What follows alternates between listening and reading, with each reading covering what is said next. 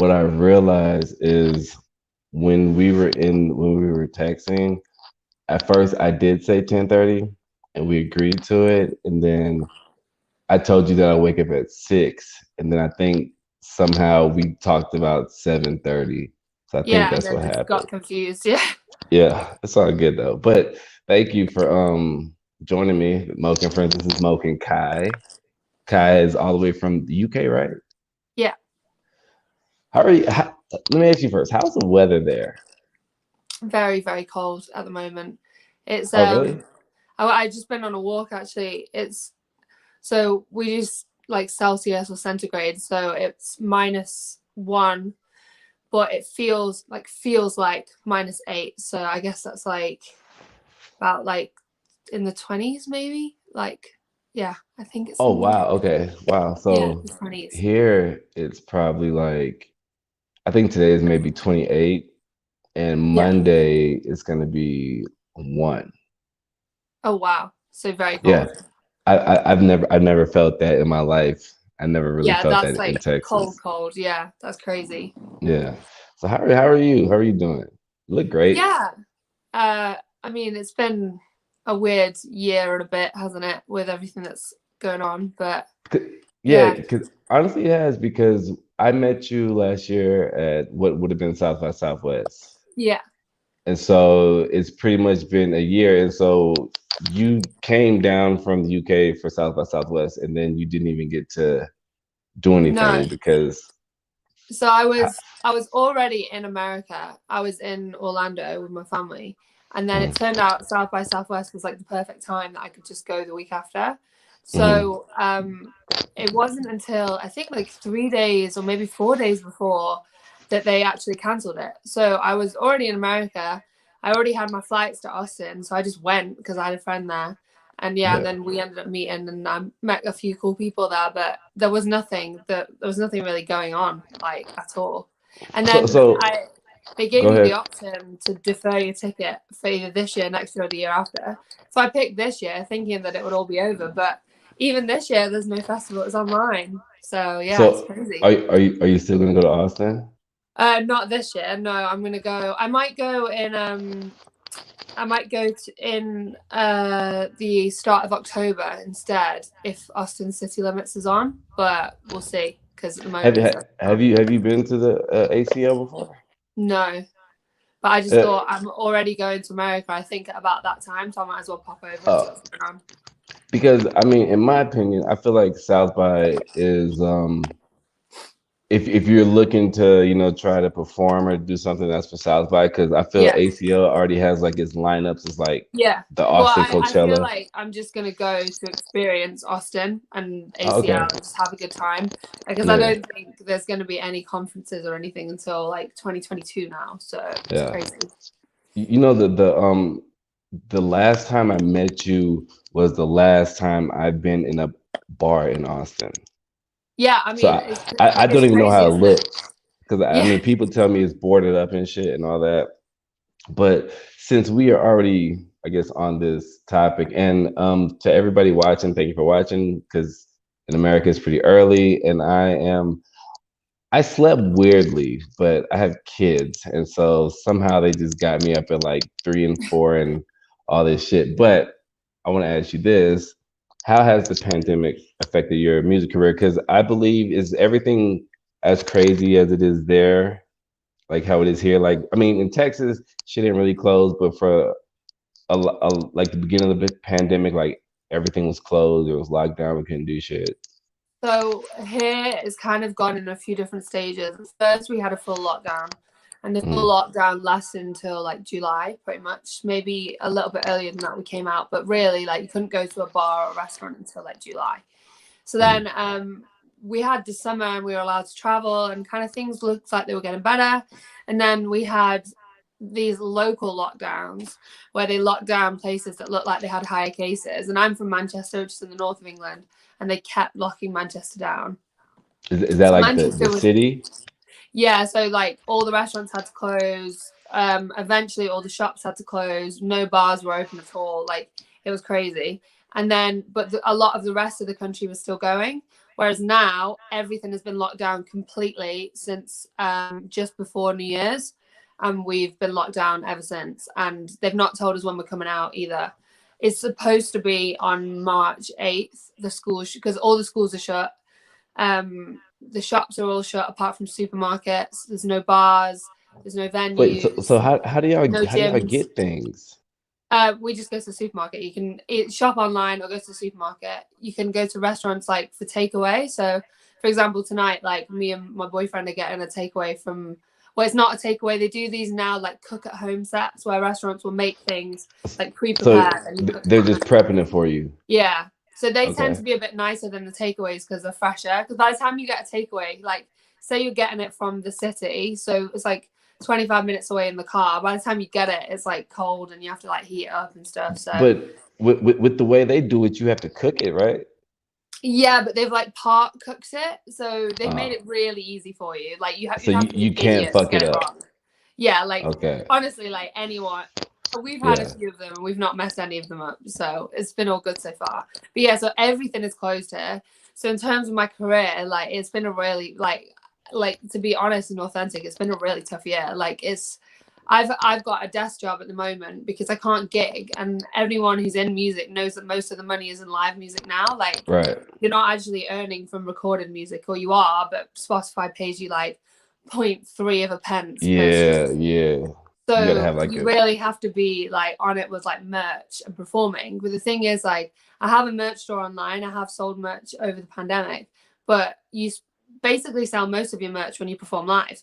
So right. all of these revenue streams have kind of gone. I'm still creating. I'm still like I've done some collaborations during this period. I've been doing like a little Instagram series called Sunday Sessions where I do like a performance every Sunday. And I mean, it's been good from that perspective, but it's kind of, I feel like the pandemic's taken away all the bits of my career that I really enjoy and Right. left me with the bits that I don't really enjoy as much. So I'm left with things like social media, which I hate. And I think it's so bad for mental health a lot of the time. And I'm left with social media. Whereas the bit that I love, which is the gigging and the traveling and the Right. meeting people, is like gone.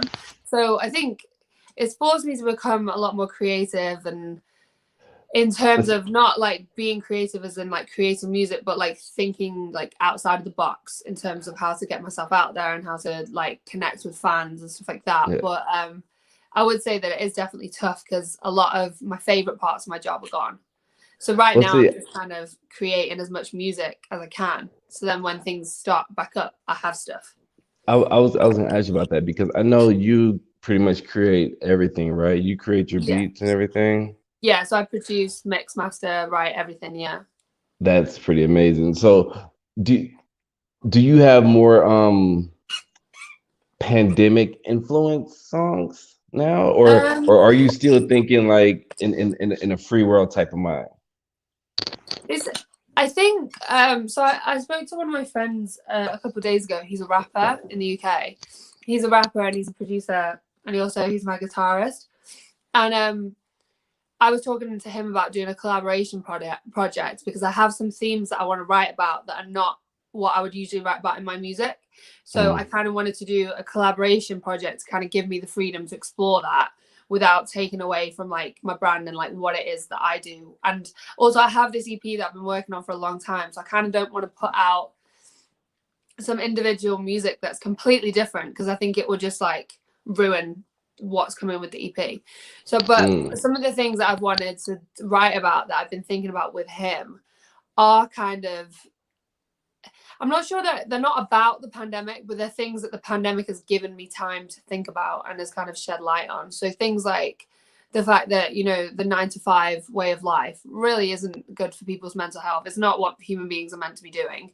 But yet so many of us are doing it because it Yeah. seems like the only option and like the way that like the corporate world works and stuff like that. So kind of more musing on like the state of human life in 2020 or 2021 because I do think as human beings we've kind of been forced to have our priorities in all the wrong places. And then I know in the UK, so when we had lockdown, and it would have been the same for you guys, really the first lockdown came over like spring and summer.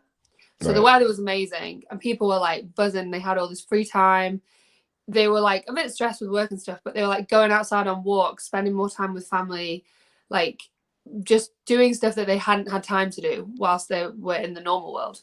And Yeah. then now that just things like that makes you think about like your priorities in life and what, you know, what you're getting yourself stressed out over. Is it worth it? What you're saving all this money for, when a lot of the things that make you happy are not necessarily the stuff that you save the money for, if you get what I mean.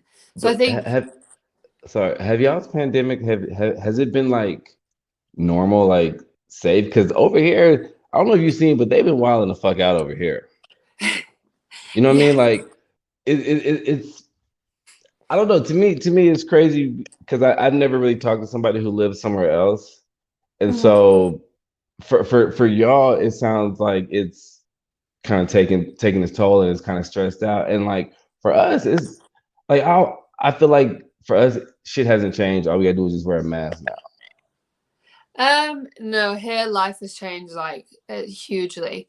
Like nightclubs haven't been open at all, so you can't go Mm, clubbing, you can't go to a nightclub, and even bars that don't serve food really have been barely open all year.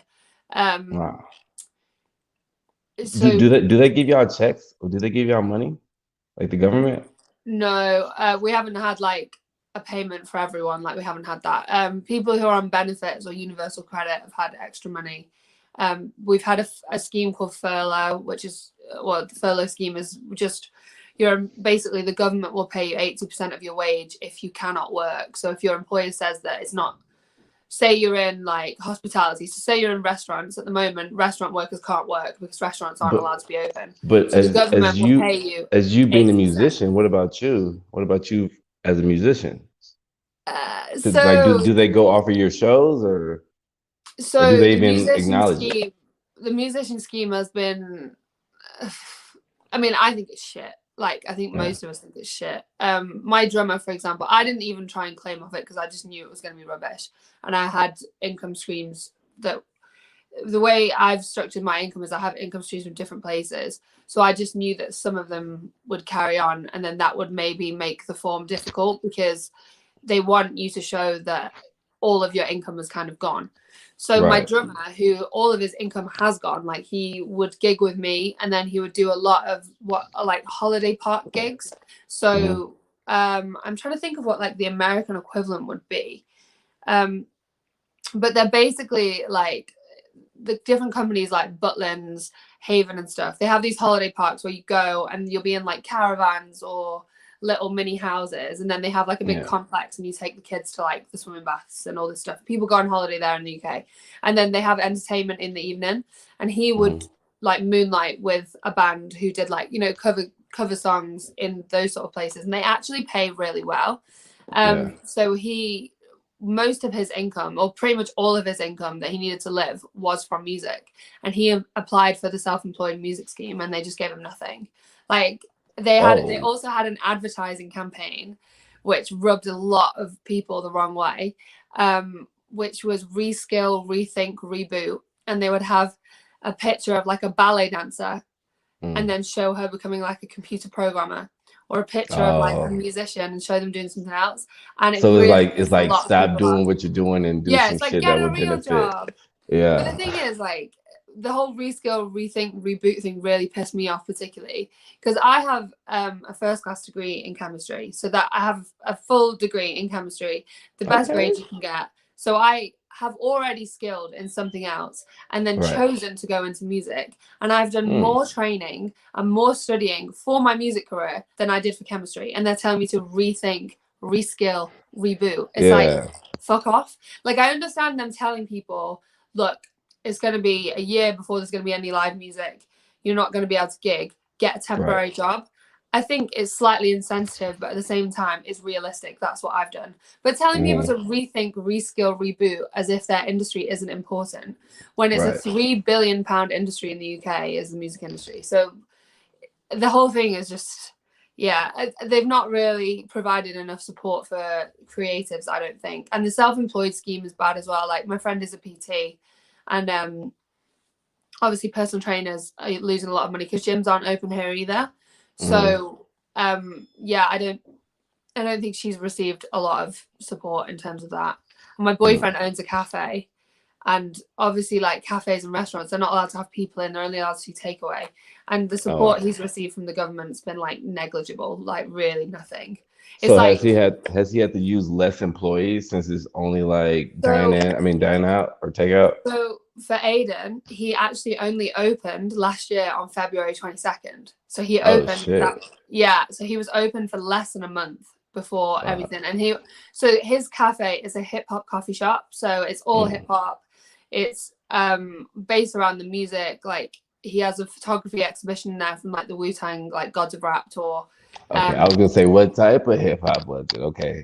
He likes like old, basically anything from the 90s. He doesn't really like anything past the 90s very much. Like he's very much he likes Yeah. Wu-Tang, like Nas, like Tribe Called Quest, like stuff like that kind of thing. Mm. Mainly East Coast, but then he's Mm. obsessed with Outkast. Like Andre 3000 is his favorite person in the whole world. He's like obsessed with him.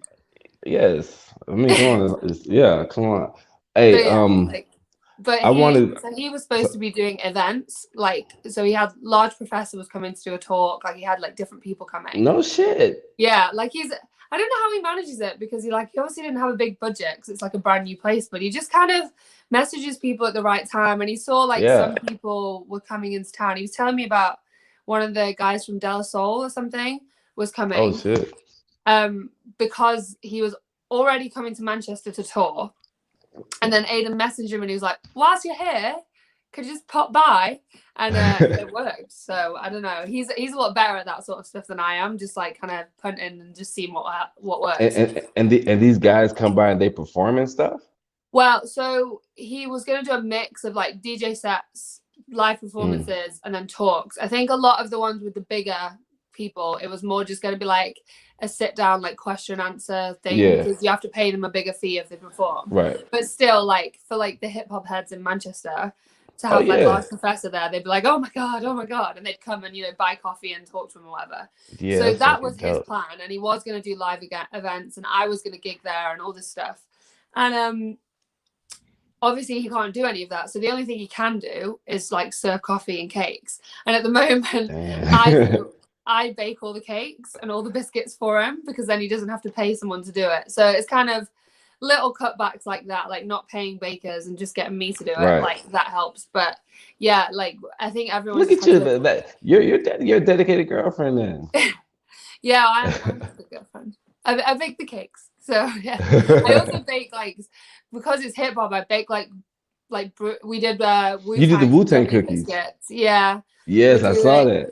We did Tribe Called Quest cookies as well. I'm gonna do Run DMC ones in a couple of weeks. Nice. We did Valentine's ones this week, but he wanted to do it. I don't know if it's blue and pink or pink and blue. It's an Outkast song, so he wanted me to do them in. Yeah, pink and Yeah, blue. so I had to do them in those colors for him. So yeah, we try and make it like hip hop like themed, so it's a bit more like fun with the cafe. But yeah, y'all should do the Jay-Z Rockefeller chain. You know that look? yeah, I did think that actually. I did think about that maybe. Yeah. But I got little, so I'm gonna do the Run DMC logo next, because I got these little stencils to do the letters, so it's gonna be really cute. We're gonna have like the different colored icings and the letters. But yeah, that's a good idea. We'll do that one next. All right. Now we kind of glossed over this, but how has the pandemic affected your mental health? I heard you say earlier that you don't like fucking with social media, and Yeah. but why don't you like fucking with social media? So I have I've kind of thought about this a lot more during the pandemic. I don't know if it's on Instagram, do you have likes still or not? Yeah. So I traveled last year I was in Australia in January 2020, and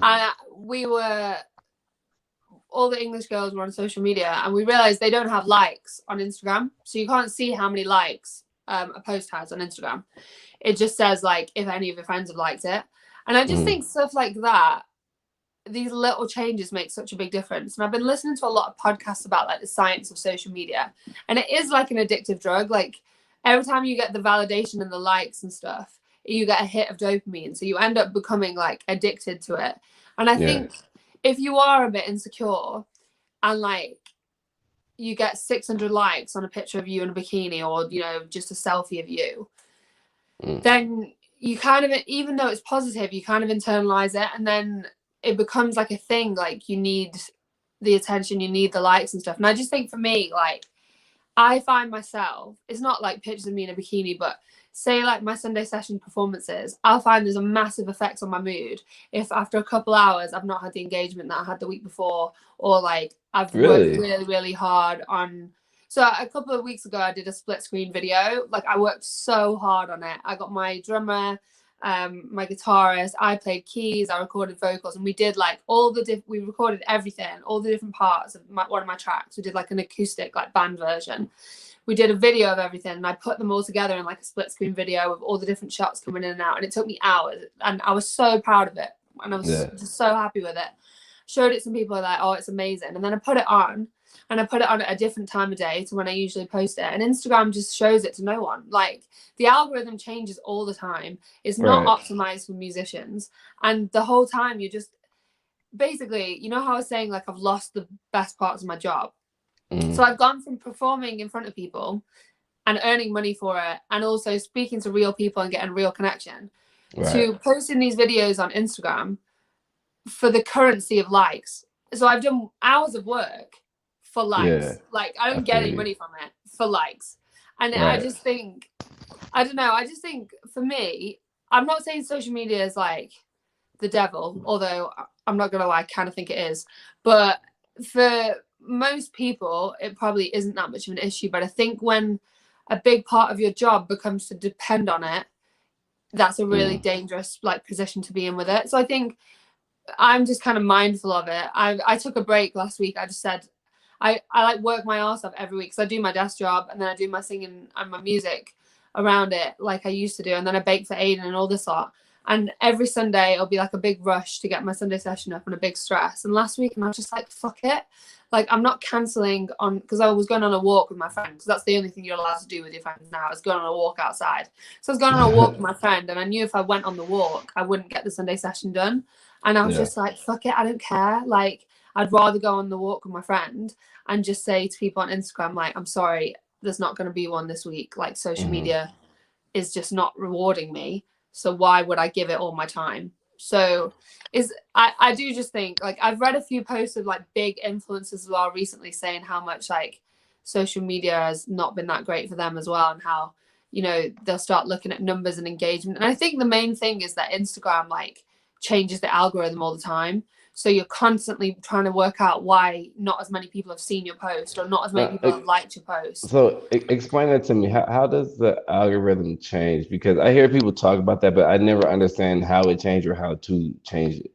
So there's been a few very big changes, and then there's been a few smaller ones. So the very big changes are when they stop the chronological feed. So now it will show you the post it thinks you want to see the most, rather than like the chronological feed. Then the second thing is, this is the biggest one, really. So I worked really hard to accumulate like thousands and thousands of followers. And at that point, Instagram would show all my followers, if they went on Instagram, that post. But the way it works now is they show about 10% of your following, sometimes even less, that post. And then they judge on how well they interact with it to then share it to like more people. And that is just completely unfair, because you could have worked so hard to build up that following. They're just taking a snapshot of that following, assuming that every person who follows you is the same and is going to interact the same, and then judging how many people they're going to show your stuff to based on that. So instead of like 17,000 people seeing my content, for example, about 200 will see it, and then they'll see what happens with the 200, and then they'll show it to some more people. That is confusing to me. I don't understand it. So I think the way it works, the changes haven't been as big for people who have personal accounts. It's more for people who have business accounts and creators accounts, because they know that you're trying to reach people with your content and it's your job. So basically, Aiden, his social media does quite well. He doesn't have loads of followers, but he gets loads of engagement. And part of that is that every week he'll put a sponsored post on. So every week he's giving Instagram some money to boost one of his posts. So and he's I think priority. that's what it is. It's they're trying to trap you in that cycle of constantly having to promote posts. But for Aiden, that's fine. Like, he owns a cafe. If he Right. gets 2 extra people who comes in that week because of this post, he's putting like Right. £3 on. He gets 2 extra people. He's made that money back like that. Whereas Right. if you're a musician, we all know you're not making any fucking money from streaming. So if you're spending, let's say you're saying spending $10 a week on Instagram marketing, you're probably not going to be getting that $10 a week back in your music straight away. Like, it's going to take a long time. Right. And also they found that Instagram and Spotify basically run parallel until you become massive. So people aren't jumping from Instagram to Spotify or Spotify to Instagram. People just stay on the platform that they're on, don't they? So there's limited reason for me to pay Instagram to boost my posts when people are probably not going to go to Spotify anyway, if you get what I mean. Like, it's just, I find that social media has been one of the biggest stresses But because it's now. I'm one of those people who will jump. Well, I don't use Spotify, I use Tidal, but I'm one of those people who would jump from Instagram to Tidal to like search like for Yeah. music. But I mean, I See, know I am that too, doesn't make but the difference. But I I am too, but I think that's because we're both musicians, so we kind of know how hard it is. Whereas I yeah, think the average person just doesn't really care that much. right, right. They've shown that for an average person to like respond to an advert, they have to see it like 20 times or something as well. So you have to keep like promoting before people actually act on it. I've just Yeah. found, like, for me, social media, I think one of the biggest stresses from the pandemic is now I can't just perform, show people how good I am at what I do, and What they'll about come up to virtual me. shows though? So I've done a few virtual ones, but I haven't found them that useful because I think, I mean, it's not the same, is it? We all know it's not the same. Right. It doesn't feel Yeah. the same. So I think at first people kind of jumped on the whole like live stream thing and they were really into it. And then now I think they're just kind of like, well, I'd rather watch Netflix. Like, Right. I've for my Because favorite you know it's gonna artist. be there. You don't have to catch it live. You know you could catch it an hour afterwards or whatever. Exactly. Yeah. And But for the I just artists, think, I feel like that they want to engage with the yeah. well, because when you have a normal like gig, you perform, you talk while you're on stage. People come up to you afterwards. They tell you how Right. good you were. They want to buy you merch. They want to find out more about you. And I just feel like the only way for me to now connect with my fans is on social media. But social media isn't really optimized for musicians. It's not for musicians. It's for content creators. People are Right. making videos every single day. So then now I'm having to create content, and when I'm creating content, I'm not creating music. Like, I'm not writing music. When if I spend, like, say, like I spend 4 hours a week, which would be like very conservative. Most of the time it's a lot more. But let's say I spend 4 hours a week on my Sunday session, which is me singing a cover sat in this chair right here. Mm. Um, yeah, it's nice and people can hear me sing and I get comments back and it's nice. But that's 4 hours that I could have spent producing my EP. Right. Yeah. So there is a trade-off, like the content creation and the music creation. And I think that's kind of what the pandemic's taken away from me, because previously I wouldn't have even had to, even if I wanted to post a video, I wouldn't have even had to, spend the 4 hours like learning the track, like making the backing track, blah, blah, blah. I would have just performed my gig and someone would have filmed it, sent it me, and then I would have posted it. Like, it would have, and I would have had the added bonus of doing the gig and all of that. So I Was don't know, like, is the Sunday session, is that your idea? yeah, so that's my thing. Like, I've had two like running like stream things I've done during lockdown. So the first one is I used to do something on Thursday nights called Ladies Night, where I would Mm. interview different female musicians that I Yeah. knew, and we'd kind of just talk about like the pandemic, the way that we make our music, why we got into music, like what's been going on, kind of like really chilled. It would be on Instagram Live on a Thursday night. And I am going to start doing it again soon, I think. And then I do my Sunday session. So that's been going on for like the past like 13, 14 weeks now. Mm. So every Sunday, it started off actually me sharing old live performance videos. So Mm. there'd be like videos from my gigs, or some of the ones that I've done, because I did Lassitude Festival, but the online festival this year, because Mm. obviously it was online. So there's like me in my garden shed with some fairy lights performing. So like I did things like that. And then I did a cover one week. I can't even remember which track it was, but I just did a cover and people loved it. So then I Mm. started doing more covers and then putting a bit more time and effort into it. And I bought a ring light and like Yeah. started recording them properly, like with my mic and everything. So yeah, now I do that. I've got the one for this week, like a special Valentine's one ready. I did the vocals for it yesterday. So Nice. yeah, I just do that. It's just something to just keep content going, keep people entertained, I guess, at the end of the day. Now let's take it to a more positive note. Who or what is your inspiration to your music, to what you do, who you are? So musically, I kind of gravitate. So I have like my like classic inspirations and then like my modern ones, so like two different branches. So like Okay. my classic kind of inspirations are like people like Bruce Springsteen, Fleetwood Mac. I love Nirvana.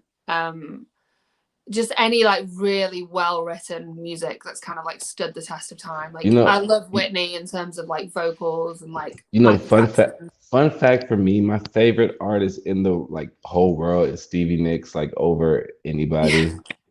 I I went fucking to love Stevie. see Fleetwood Mac at Wembley Stadium in would have been June 2019, and oh my god, she's still Yeah. so cool. Like they're all Ah still man, so yeah. cool.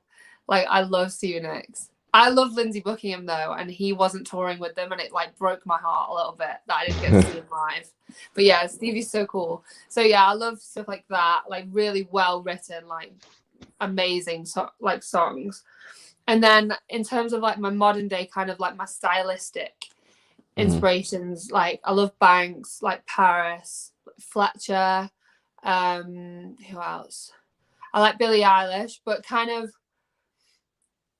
Billie Eilish, I love Billie Eilish. Is she And I from over think there? no, she's from LA actually. Oh, okay.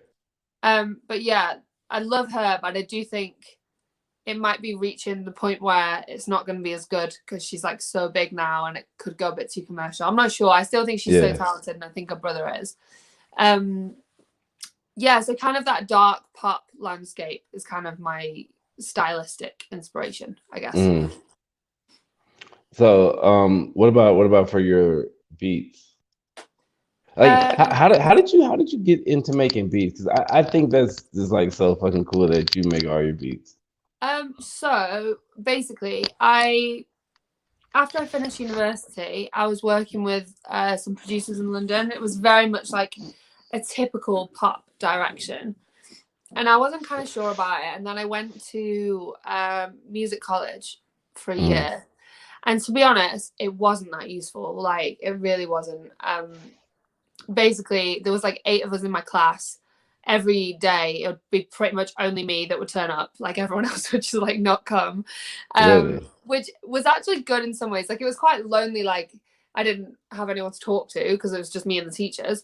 But it also kind of meant I could like crack on with things. And basically, one of the days where everyone did turn up, I think it was like the first lesson after Christmas, they said, okay, what do you want to learn?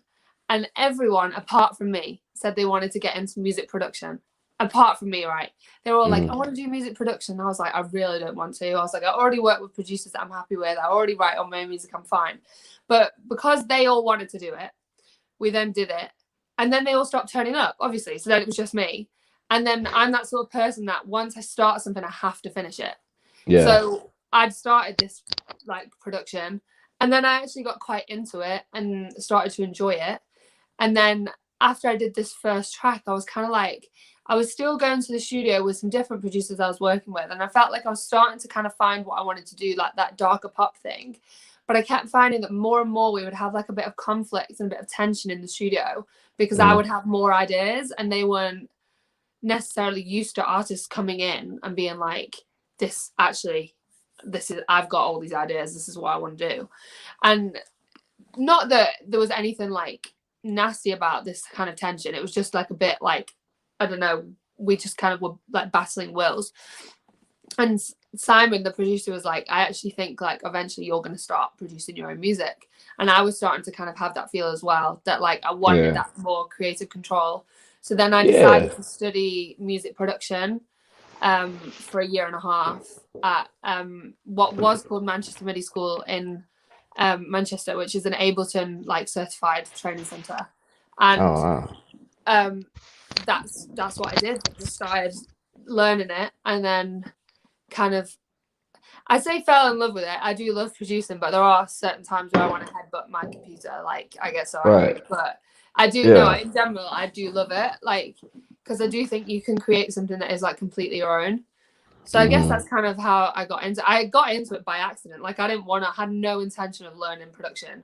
And then all these other dickheads that didn't turn up to lessons were the reason I had to start it. And then I just had to finish it. So, Yeah. but now I'm glad now.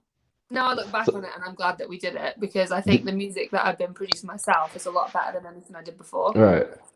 Did you were you into singing before you went to college for chemistry?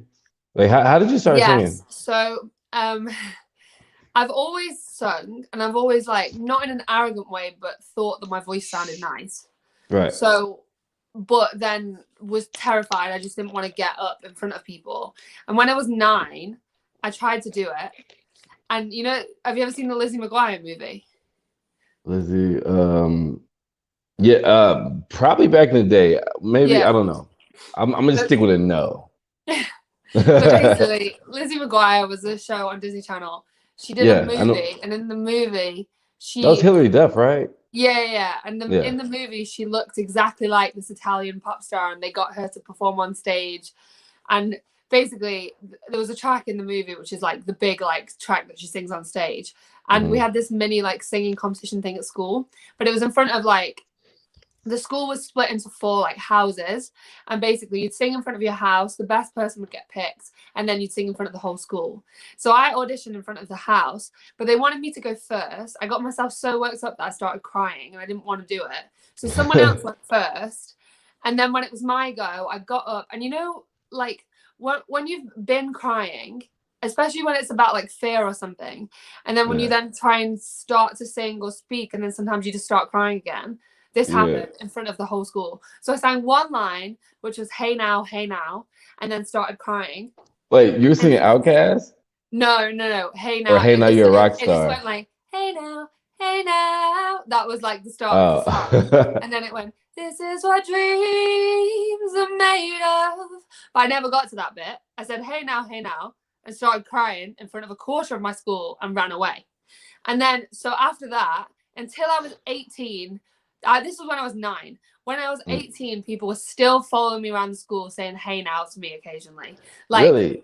this like really stuck with me. I couldn't sing in front of people at all. I never wanted to do it again, but I What, were you still embarrassed loved all the way from 9 to 18, or was it funny at one point?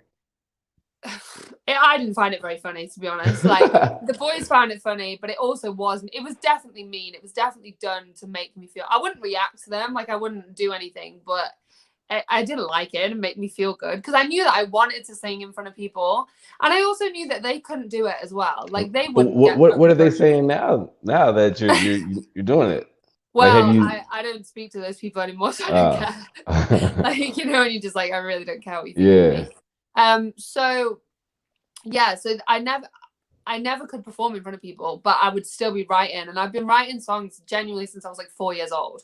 And I'm Mm. not going to say they were good, but like Right. I was doing it. There was a thing, that's what I was doing. Yeah. But when I was like 15, I started to like properly like get into it and sit at the piano and play and write. So then when it got to university, I knew that I wanted to do singing, but Hmm. I didn't know how because I couldn't perform in front of anyone. And that's when just before I went to university, that's actually when I went down to London to meet these producers, and they were really impressed with like how I was and how I wrote and everything. But Yeah. then they sent me this contract to work together, and I just then got to uni and kind of just ignored it. Not ignored it, but just like it was really stressful at the start of uni. There was a lot of changes, and I just wasn't there. Like But mentally, I wasn't you there. weren't excited. Like this is something that you wanted to do. You know what I'm I saying? You was, wasn't. I was, but I knew my parents didn't really agree with it. So Mm. I was kind of like, how am I going to do this?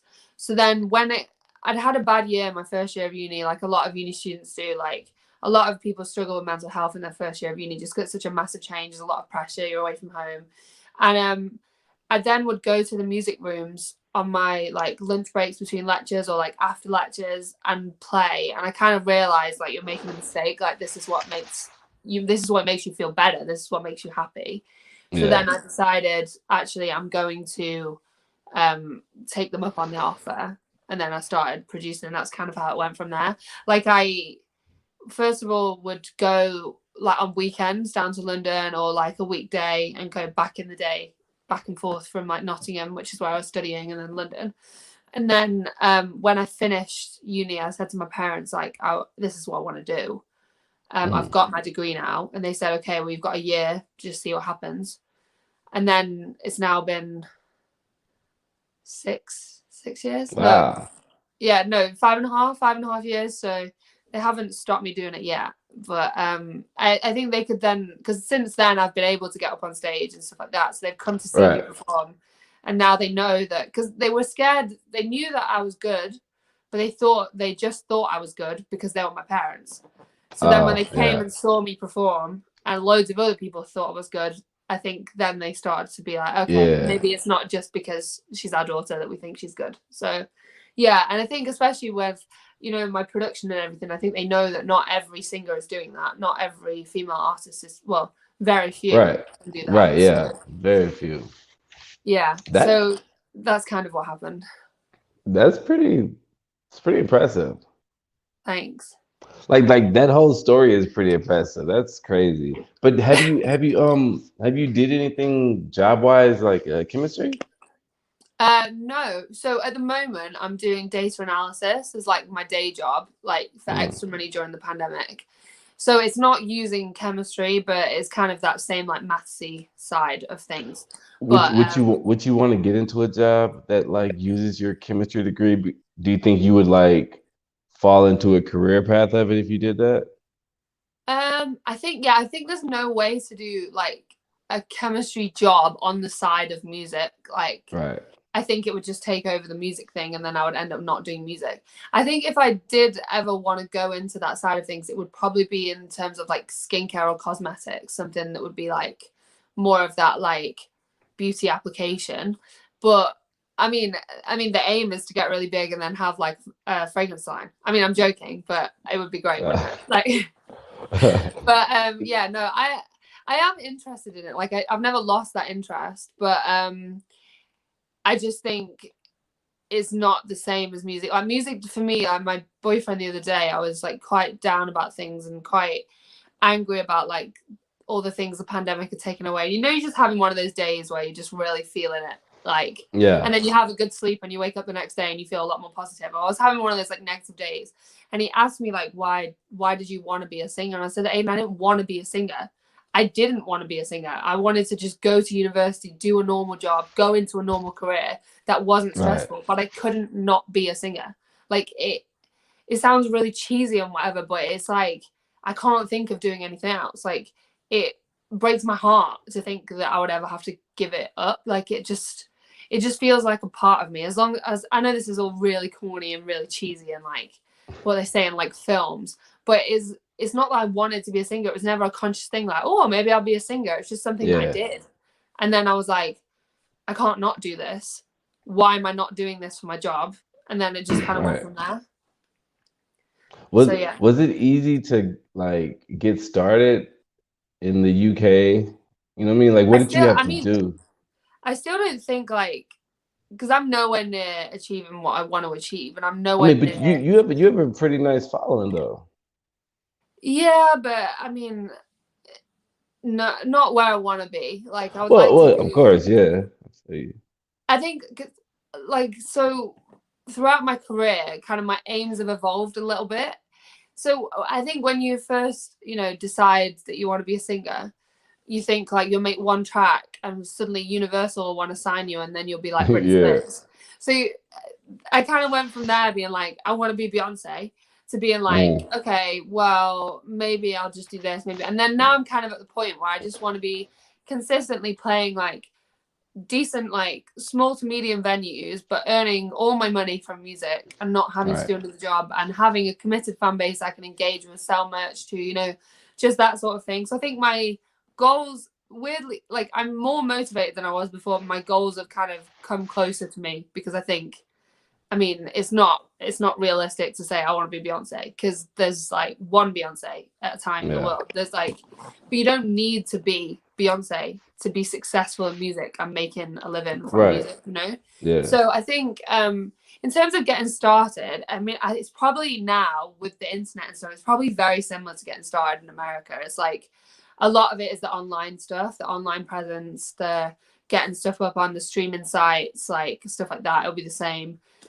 Finding someone you want to work with in terms of producer, or in terms of me, like producing for yourself. And then it's just kind of like trying to get gigs, isn't it? Like finding Yeah. some promoters that like what you're doing. And I mean, I sent out, before I started gigging, like when I finally started, I did a gig for I Love Live, which is this little like showcase thing we have here. Like Ed Sheeran, Jessie J, all these people did it when they were coming through. It's a thing that quite a lot of people do when they're coming through.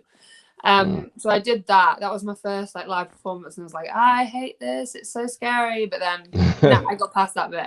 And Yeah. then after that, so I just sent a load of emails out to promoters. I looked at promoters in Manchester, ones that were putting on pop gigs, which isn't very many, because the Manchester sound is very much like Oasis, Stone Roses, very indie, it's not very poppy at all.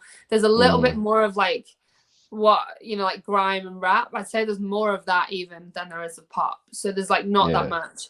But there were a few promoters, and I sent some emails out, and I sent like maybe like 12 emails out, and then didn't hear anything back, and then sent out another few, and then one promoter got back to me and put me on for one gig, and he didn't even come to the gig.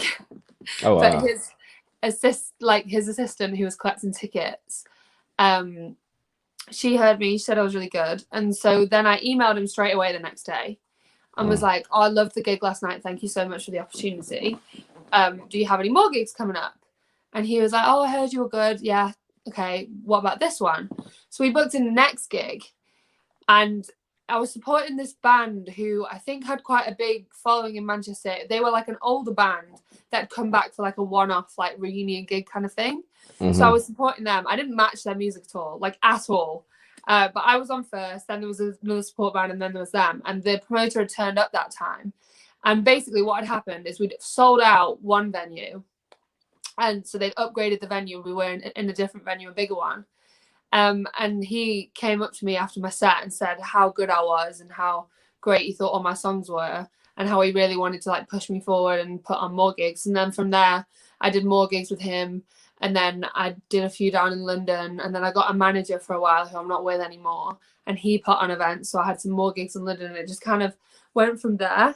But like I said, I'm still like nowhere near where I want to be. Like I'm still at the point where, you know, you're selling gigs, and it's not like, you know how some people put a gig on, it sells out, and you know that they're going to sell it. I'm not like there. Like that's where I would like to be. Have you toured? Have you toured? So I did a mini tour at the end of 2019, and then I went traveling for 2 months because you know the music industry kind of shuts down over like November and December, kind of like over Christmas time. So I went traveling over that time. So I did a mini like 3-date tour just before that. And then the main thing that was going to happen to me in 2020 was going to be my big first tour, and then pandemic. So not yet. The big tour's not come yet. Where would you go? So I think because I'd planned it with my old manager. So I was going to do Manchester and London. I was going to do Liverpool, Leeds, Norwich. I've done Norwich before. I think Oxford. We were kind of filling in, looking at a map of the UK, we were kind of like planning it around like Manchester, London, Leeds, and then filling in the gaps and kind of like doing like a thing. So yeah, that's kind of what we were looking at. It's just, Nottingham, I think, Birmingham. And then that's kind of where we were looking at. We were doing a UK tour first. Yeah. And then we were going to think of maybe like a UK tour, but with Scotland and Ireland involved as well. Because I know quite a lot of people in Ireland as well. And then I think the next start would obviously be Europe, but I mean that would have been still like, even if I'd toured the UK last year, that would have been like another couple of years down the line, I would have thought. No, I have two things. One thing is not for you, because I can read the comments here, and my friend is asking me why I'm dressed like this, and so I'm gonna say is I'm not in my house, I'm in my garage, and I went to go try to get a heater last night at Walmart, and they're sold out. So I'm in a cold garage. So this is why I'm wearing this. My heater is not out in the house. It's just everybody sleep in the house. But my second thing is, and this may be stupid, but I was listening to your music, and then I was remembering talking to you. And how is it? And I just always thought this. How is it that people from other places, like, you sing in perfect no accent? You don't have an accent when you sing. Like, how do you do that? I mean, you do. I think it is a thing. Like, not many singers use their accent when they sing. My But how do accent's you? quite But can you talk with the normal, with an American? I won't say normal, but with an American accent. not without it being offensive. I don't think. I think it would be. I don't think it would be a good one. But I think the same thing when I listen to a lot of American singers, that their accent doesn't come through in their singing.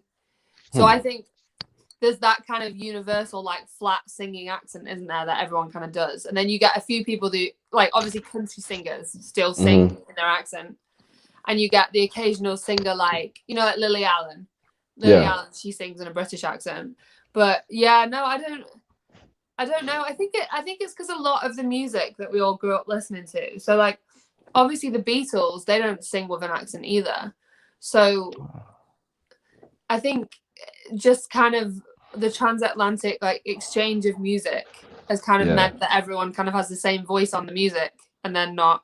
Obviously with rapping it's different. So when you have UK rappers, they'll have a UK accent. But I think when it's singing, you just kind of, I don't know. It's just maybe it's like a different part of your brain. I don't know, but it's not a conscious thing. It's not like I'm consciously like, oh, I don't want to sing in my accent. Like, it would be Do you more have of an songs effort. in your accent? No, because that is like my singing accent. If you get what I mean, like, that's not me putting anything on. It will be more difficult for me to sing like this than it would be for me to sing like that. Like, I don't even know how that I would make this into a sing song. There will be the occasional thing where so do you know a song by Bonnie Raitt, I Can't Make You Love Me? So there's a line in it, and it says, for me it would be don't patronize me, and for you it would be don't patronize me. And she's like, don't patronize me. Whereas if I sang that, I wouldn't, like, I'd feel like I was selling my soul if I sang that. I'd have to say patronize me, because I'm like, that's not how we pronounce it. So I'd have to be like, don't patronize me. So, like, there's little things. It would bother you that much? Yeah, like, I'd just be like, because I think I don't want to pretend I'm American, because I'm not American. I'm English. And I'm like, it's not that I'm like, oh my God, I'm English, I'm so proud of it. But I'm not proud of being English. So, like, I think it would be inauthentic of me to sing actively pretending to be American. But at the same time, I'm not trying to be like, I'm English. Like, I don't feel the need to kind of, like, try and ham up the accent, if you get what I mean. Like, make it. I would never sing an English, like a non-English word, as in like the patronize me thing. Or if I was writing a song, for example, I wouldn't, like, say sidewalk. I'd say pavement, because that's what we would say. But wow. Or like, you know how you say cell phone? Like, if I was writing a song, I'd never write the phrase cell phone. I would say mobile, because that's what we call them. So there'll be, like, little things like that. But in terms of, like, singing, it's not like I'm putting on an accent. I'm just not thinking about it. That's just how I sing. Like, I was just always how I've sung. Do people over there, do they make fun of, like, Americans? Like, how if we would make fun of y'all, we'd be like, oh, this bloody thing. Like, do y'all, like, make fun of us?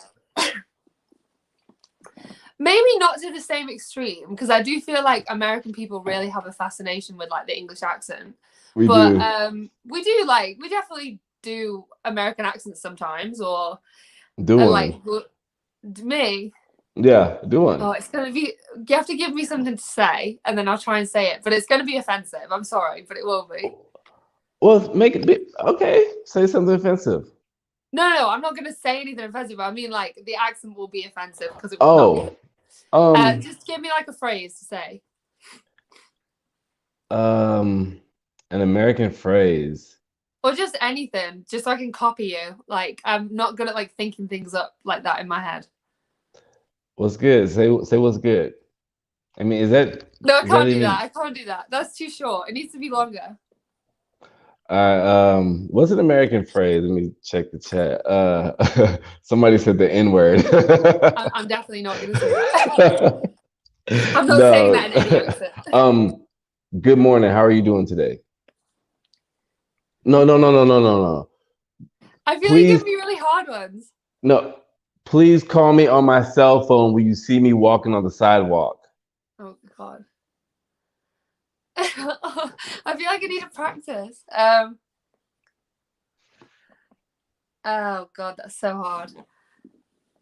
Okay, don't hate me. This is going to be the most incredibly awful American accent ever. Cool. Please call me on my cell phone when I'm walking on the sidewalk. Like I just can't. I just can't do it. I'm so bad. That sounded pretty accurate. It sounded good. It It's sounded just good. I feel like the pressure's making it worse. Like, No, but it me and sounded good. I have a friend from Oklahoma City, and we went through a period of sending each other voice notes of us doing ridiculous accents.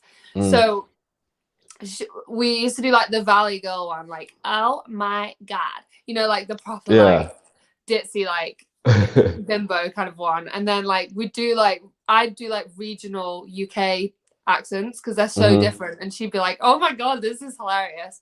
So I'd do like really chavvy ones and like really posh ones and all these different stuff, and she would just be like so mystified that there were so many different accents. Why don't you do TikTok? Do you do TikToks? No, because I don't really like social media, so I feel like I TikTok know. would Well, just I be know. like another thing for me to do that I wouldn't enjoy. Right. And I also think it's a really fucking weird platform. Like, there's a lot of weird shit on there. Like, why do people do these stupid dances to songs? Like, I just don't get it. Like, I I ask watch my it. kids that every day. Like, Yeah, why I y'all just doing this don't. shit? Maybe I'm just old. Like, I don't know. Like, I just don't get it. Like, I watch it and I just think TikTok is a place that's massively devoid of talent on the whole. Like, there's no Yeah. reason why people are watching these things. And I think Yeah. that's kind of the same with social media. Like, people would rather watch a girl try on like 10 different outfits from a shop. Like, that's like a big thing on Instagram and YouTube is like, the Yeah. shopping hauls. And I'm like, why? This is such a waste of your time. Like, why are you doing this? I would Hmm. personally, like, I would much rather watch someone perform and do something amazing on Yeah. Instagram, or I don't know, even just talk honestly. But I don't think Mm. that's what the platforms are for. That's not what's resonating with people. So I don't think adding TikTok into my mix will make me more popular. I just think it'll make me more miserable. Like I don't think I'll be good at it. So I don't think, Right. And like, now, I have three more questions for you, and I'll try to okay. make it quick. First one, new projects. You talked about the EP. Yeah, so I'm working on my EP. So the first two were both like 3 tracks. The first one was 3 tracks. And the second one, it was 3 tracks, and then there was a remix on there, and then an acoustic cover. Mm. Whereas this one is, so basically, imagine it as a book. The first EP was chapter 1, the second EP Okay. is chapter 2, and then we've got chapter 3 and chapter 4. The first EP was called Tease, and then it was Tangle. This one is Twist, and the next one is Tear. So Twist Mm. is kind of that point. It's all about a toxic relationship. So the first EP is all about like the lust and like the getting together and like the headiness of like the new relationship. The Yeah. second one is when you kind of realize the cracks are starting to show, like actually this person's not that great. There's a lot of shit going on. The third one is when things start to hit the fan. So there's themes of like cheating in it. There's like yeah, there's quite a few things like that. There's basically when you can tell this couple is not good for each other, they are gonna break up. Right. Like Yeah. and the quicker they break up, the better it would be, because at the moment they're just dragging each other down, making them each person into a person that they're not. There's like a line in one of them. There's one of my tracks is called "Slow Death," which is, I mean, a bit of a grim title, but it's about like the slow death of a relationship that Okay. you actually look back on it and you realize you never should have been together. Like you weren't a good fit from the start. Are these from past experience? So yes. but so the way the EP is, it kind of seems like it's all about one couple, and the same with the previous ones. It seems like it's a story of these two people throughout, but these are experiences I've had with different people that have been like amalgamated into one big story, if you get what I mean. So like, let's say, I don't know, there's a song about like narcissism or whatever, that could be one person, whereas a song about cheating or whatever could be another person. So but in this story it's one set of characters. So yeah, there's a line in one of them that says both becoming people we hate, and it is that thing where if you're in the wrong relationship, you start to do things that are acting like out of your own character. You're not being the person, you're not being true to yourself, and that's because you're in this bad relationship, and that's, you can't see a way out. That's the way, you know, you kind of you're stuck. So the EP is like the next project, and this one is going to be a lot bigger than the previous one. So it's going to be at least 5 tracks. And I also want to do the whole kind of like indulgent, creative, like wanky thing where there's like an intro and there's interludes and like an outro. So I want to really like, I know that it's not like the streaming way and you're supposed to just put out singles and just see what sticks, but I actually really want to make a cohesive body of work that I'm really proud of, that is a bit more like I'm an old school guy, so I always bitch about, you know, and this is no offense, but I always bitch about when artists put out EPs because I'm always wanting whole albums. You know what I mean? And why is that? Is it because just the attention span of the consumer right now is just so short? So basically, you're told not to put albums out because what will happen is you'll put an album out and like what you'll have 2 singles before it, and those songs will do quite well, and then the album, like none of them will do well just because of how the streaming platform works. So you're supposed to, in an ideal world, you're supposed to put singles out, but as a consumer, I way prefer it when the people I listen to put out albums or like longer EPs. So that's why this time I kind of want to, I will do some singles before it. I'll kind of treat it like an old school album in the sense that I'll have like maybe 3 lead singles before it and then I'll release it.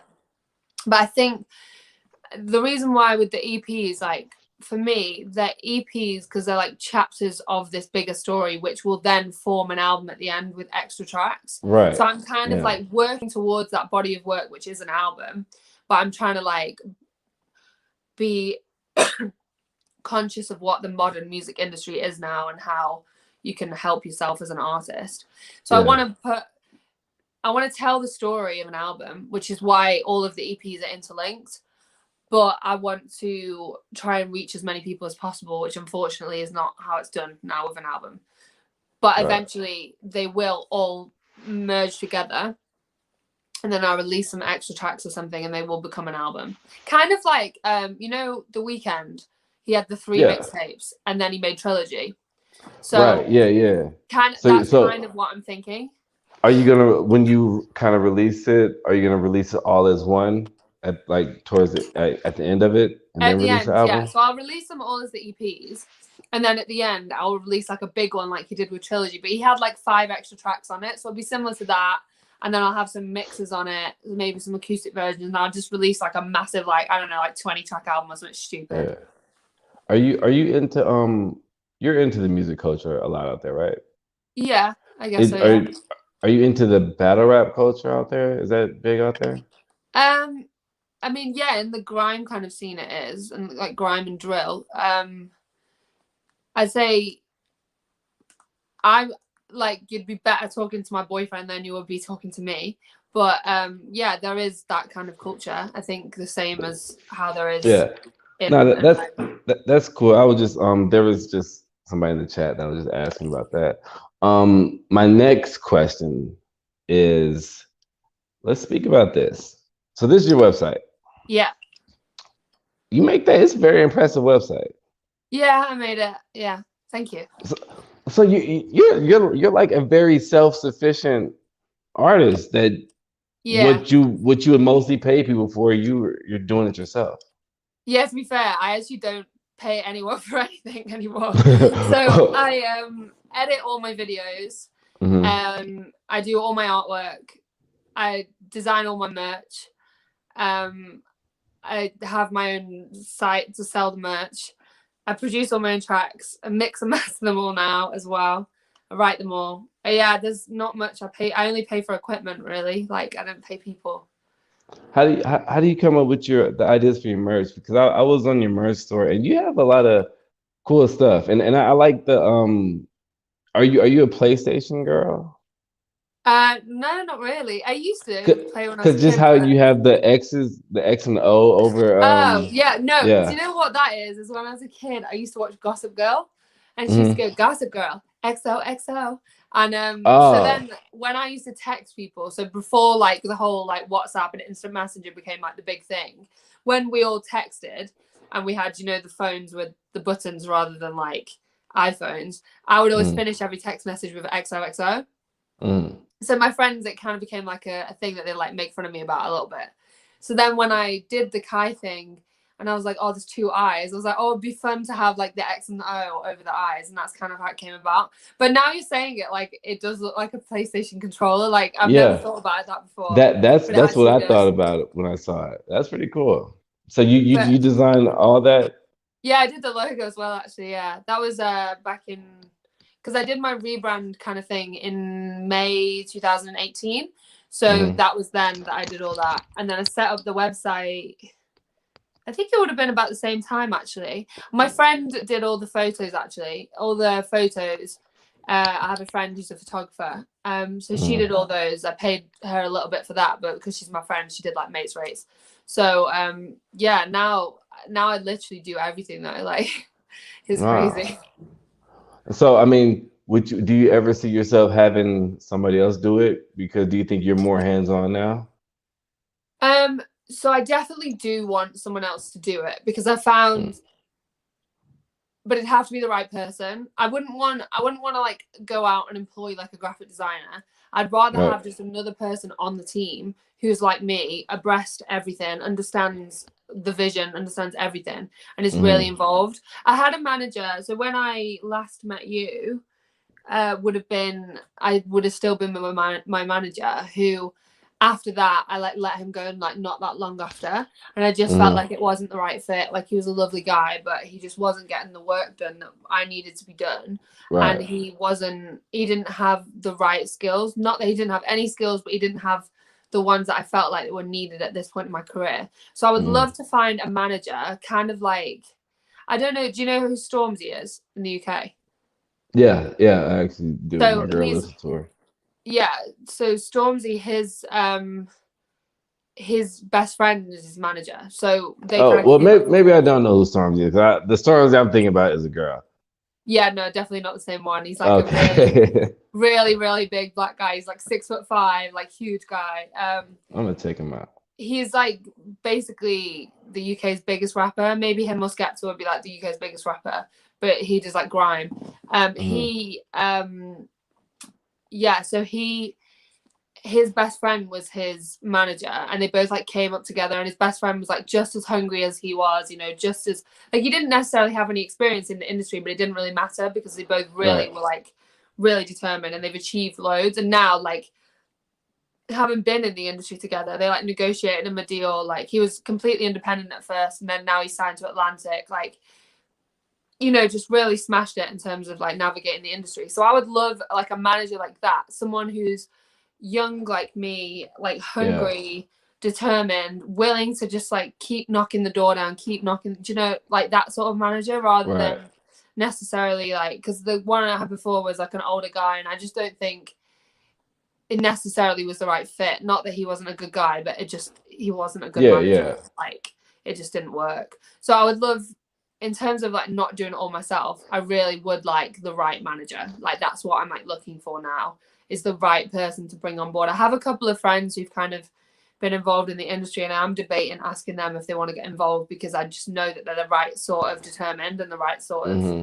like creative minded. So yeah. Nice. And my last question, and you can say no.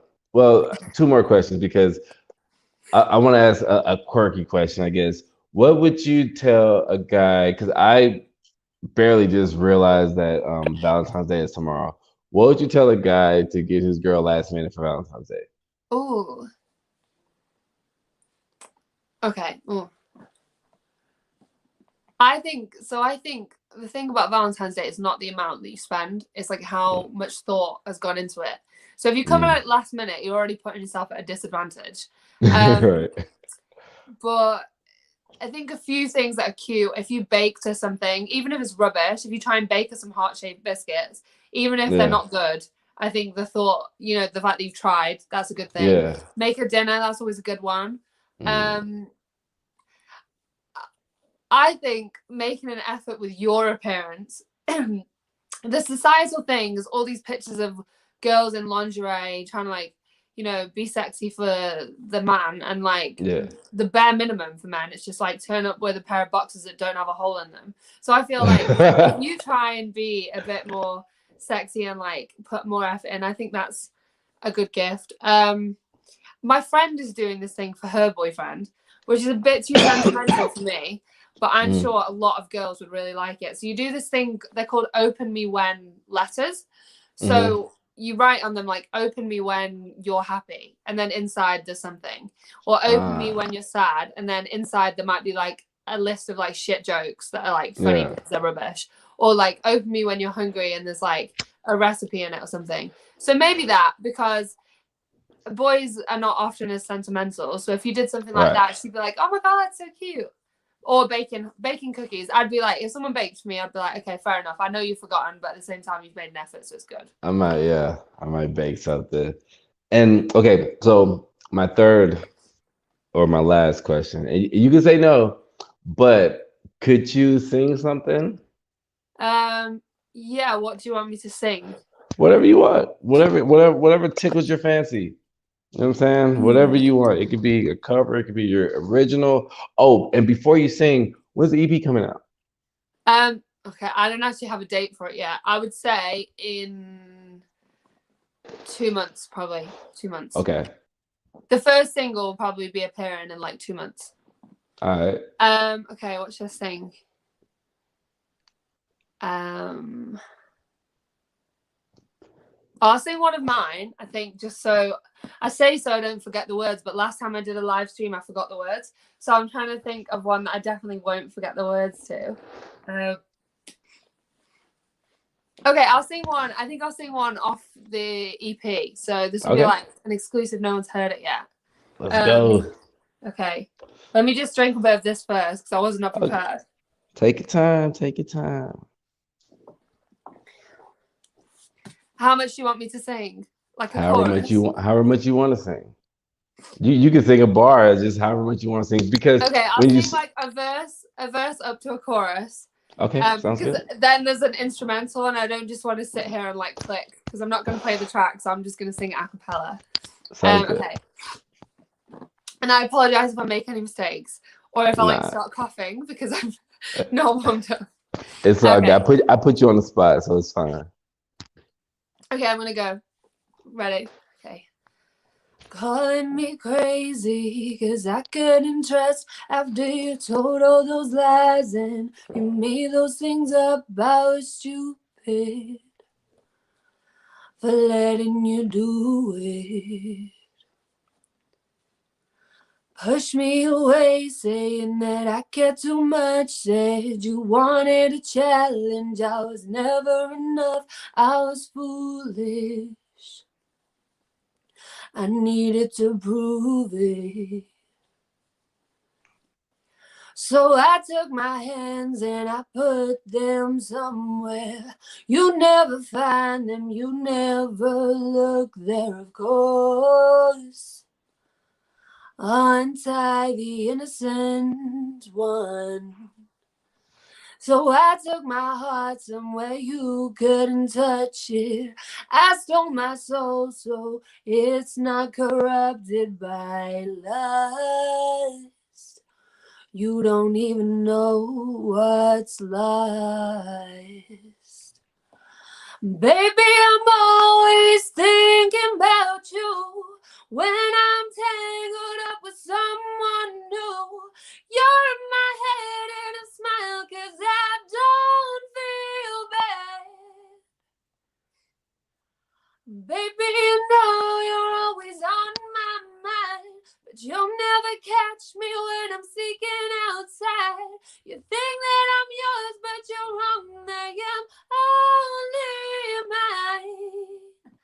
and then there's like a big instrumental drop, and it all kind of kicks Yeah, off. if So I had yeah. an applause button, I would be hitting the applause. That was great. Oh, thank Wow. you. So tell the people how they can find you.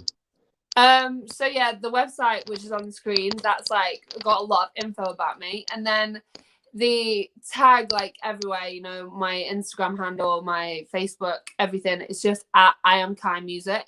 So the same as that, and then just chuck music on the end, and then you can find me.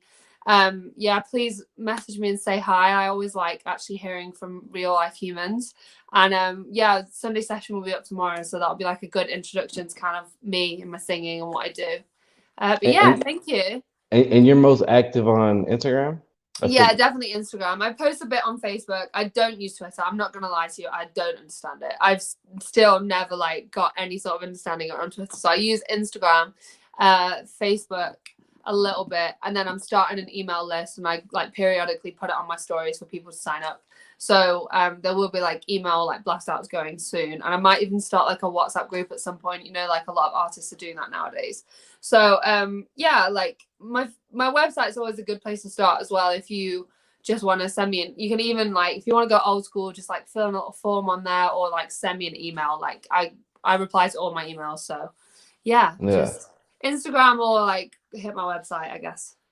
Well, I thank you for coming on my show. You know what I mean? I know we Well, had a thank kind you for of getting up early for me. I'm I sorry. know, right? Yeah. And I appreciate I hope everything goes well for you in your career. Hopefully when you come back to America, everything will be sort of decent that you can Yeah. experience the Austin experience. And and in the chat, some people said that you, your boyfriend sounded interested that I need to get him on the show. So I would love to Yeah, chat no, with him. he You know is what I'm saying? interesting. So when we get off, I'll send you the links to everything so you know you'll have for the show. Yeah, All right. awesome. Thank you. Thank you very much. Okay. Bye.